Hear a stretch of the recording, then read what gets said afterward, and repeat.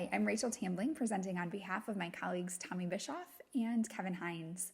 Our presentation is Marriage and Family Therapists reporting of telehealth use on practice websites during COVID-19.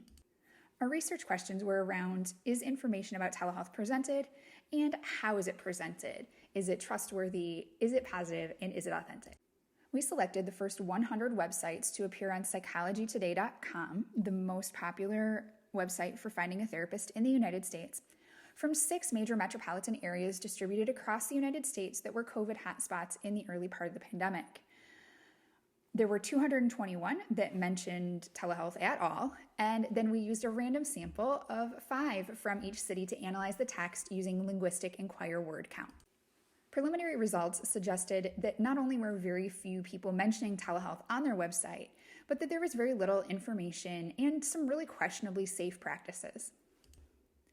The results of the linguistic inquire word count indicated that clout was overall pretty high, which means this information was presented with a great deal of expertise or a tone of trustworthiness.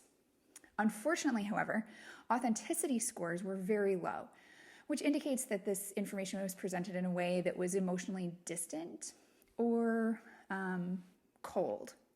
Interestingly, we noticed that there were some differences in emotional tone in terms of positivity versus negativity, with some people being overall less positive than. In conclusion, there was overall a lack of information, questionable practices reported, a pervasive sense of inauthenticity in the language, overall a negative tone.